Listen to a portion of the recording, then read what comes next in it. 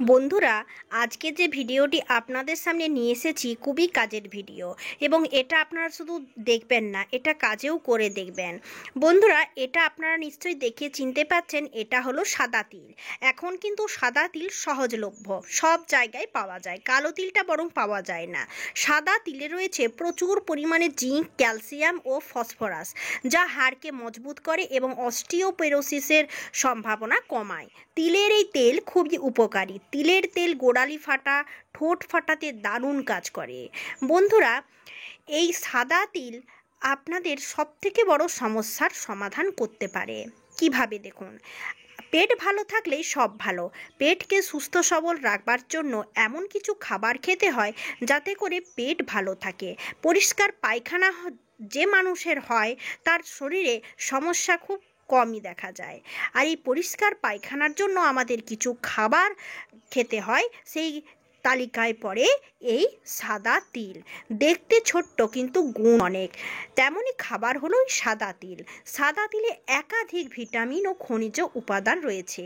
এই তিলের গুণাগুণ সম্পর্কে আয়ুর্বেদ শাস্ত্রে অনেক কিছুই বলা হয়েছে।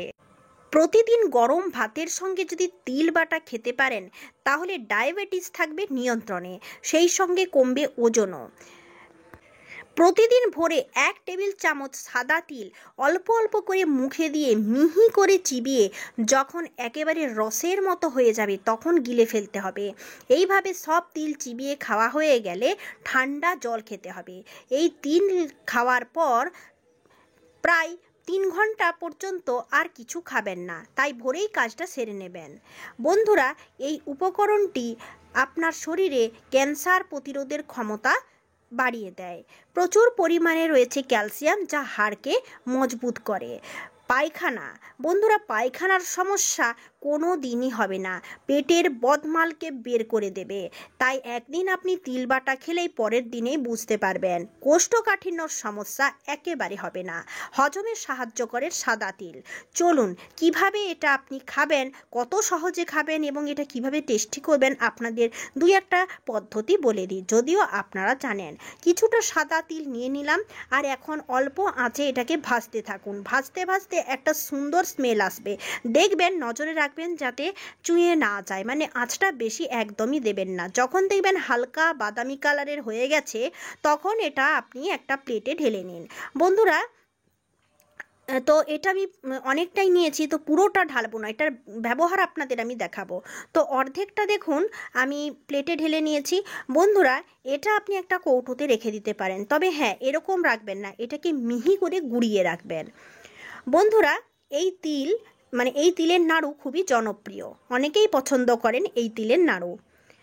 বন্ধুরা, দেখুন আমি বেশ সুন্দর করে ব্লেন্ড করে নিয়েছি, তবে ঠান্ডা অবস্থায় ব্লেন্ড করবেন। এই দেখুন, এই তিলের গুঁড়োটা আপনি কি কি কাজে লাগাবেন। বন্ধুরা, আপনি নিশ্চয়ই শুক্তো রান্না করেন, কোনো সবজি রান্না করেন, সেই সবজিতে নামাবার পর একটু বেশি করে তিলের গুঁড়ো ছড়িয়ে দেবেন। সবজিটার স্বাদ দেখবেন একেবারে বদলে যাবে, তার সাথে সাথে তিলটাও আপনার খাওয়া হবে। শীতে বাড়ে গাঁটের ব্যথা, আর এই ব্যথা নিয়ন্ত্রণে রাখতে সাহায্য করে তিলের তেল। বন্ধুরা, তিলে থাকে প্রচুর পরিমাণের ফাইবার, হজমে হেল্প করে। তো এই গুঁড়ো তিলটা আপনি কৌটোতে ভরে রেখে দেন এবং এটা আপনি তরকারিতে ব্যবহার করুন। এমনি খাবার পরে আপনি হাতে তেলোতে একটু নিতে পারেন, নিয়ে তারপর খেয়ে জল খেতে পারেন। আপনার কোনো হজমের সমস্যা হবে না। যেমনভাবে আমরা মুখশুদ্ধি হিসেবে জোয়ান মৌরি খাই, ঠিক সেরকমভাবে। তো আমি তিলের গুঁড়োটা যেমনভাবে মশলার কৌটোতে হলুদ, জিরে, লঙ্কা গুঁড়ো এই সমস্ত থাকে, সেরকম আমার রান্নাঘরে তিলের গুঁড়োর একটা আলাদা কৌটো আছে। এরকমভাবে আমি গুঁড়িয়ে কৌটোতে রেখে দিই। যেহেতু এটা স্বাস্থ্যকর খাবার, তাই প্রত্যেক তরকারি নামাবার পরে দিতে কোনো সমস্যা নেই, স্বাদ চেঞ্জ হয়ে যায়, শরীরের পক্ষেও ভালো। ঠিক এইভাবে হাতের তেলোতে একটু নিয়ে নেবেন এবং খাবার পরে এটাকে জল খেয়ে নেবেন। দেখবেন হজমের সমস্যা হচ্ছে না, পায়খানাও পরিষ্কার হচ্ছে।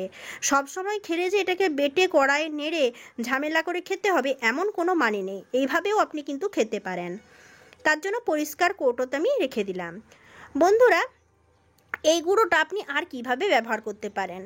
স্যালাড আমরা প্রত্যেকেই খাই, আর স্যালাড খাওয়া মানে কাঁচা সবজি খাওয়া। কাঁচা সবজি কিছু কাঁচা সবজি আছে যেগুলো খাওয়া আমাদের স্বাস্থ্যের জন্য খুব উপকারী। যেমন টমেটো, গাজর, বিট এই সমস্ত কুচিয়ে যখন আমরা স্যালাড খাই তাতে একটু সরষের তেল, পেঁয়াজ কুচি দিলেই এর স্বাদটা একেবারে চেঞ্জ হয়ে যায়।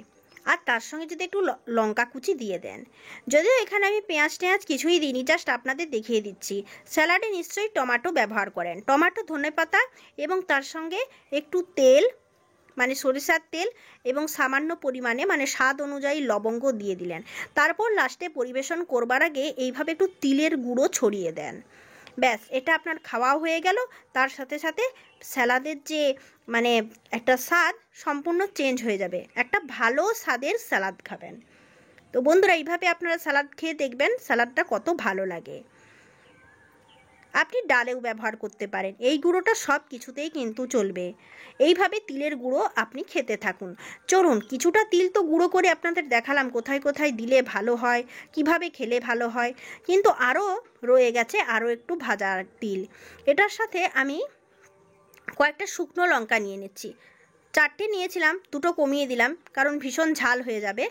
এরপর আমি এটাকে আরও কম আঁচে ভেজে নেব যাতে লঙ্কাটাও ভাজা হয়ে যায়।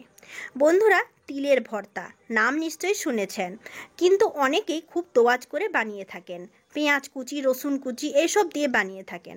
আমি কিন্তু একটু মানে কম খাটুনি দিয়েই আপনাদের দেখাচ্ছি। আমি পেঁয়াজ কুচি খাই না, যার কারণে পেঁয়াজ রসুন আমি দিলাম না।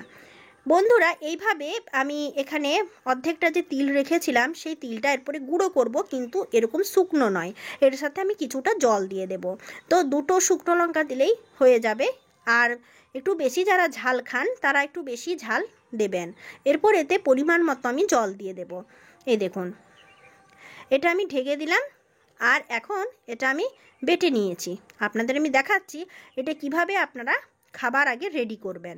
বন্ধুরা, এটা তো বাটা হয়ে গেছে, এই দেখুন।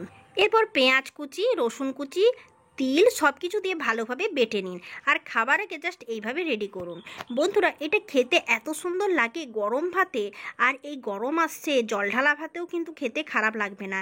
এতে শুধু দিয়ে দেন কিছুটা পরিমাণ সরিষার তেল, কারণ এতে সরিষার তেলের গন্ধটা অপূর্ব লাগে। আর এর সাথে দিয়ে দেন ধনেপাতা কুচি। তো সব সিজনে ধনেপাতা পাওয়া যায় না, পাওয়া গেলেও অনেক দাম। আপনার কাছে ধনেপাতা থাকলে আপনি ব্যবহার করুন, না হলে এরকম আপনি পেঁয়াজ কুচি দিয়েও খেতে পারেন। এরপর এখানে দিয়ে দিচ্ছি স্বাদ মতো লবণ। ব্যাস, এরপর এটা মাখিয়ে নিন আর গরম ভাতের সঙ্গে খেয়ে দেখুন কেমন লাগছে। এটা আপনারা 2 থেকে 3 দিন খান, আপনাদের কোষ্ঠ পরিষ্কার হবে। আর ভোরবেলায় আপনি তিল চিবিয়ে খান, পায়খানার জন্য আপনাদের কোনো সমস্যা থাকবে না এবং অন্য কোনো খাবারও খেতে হবে না, পেটের ময়লাকে দূর করবে।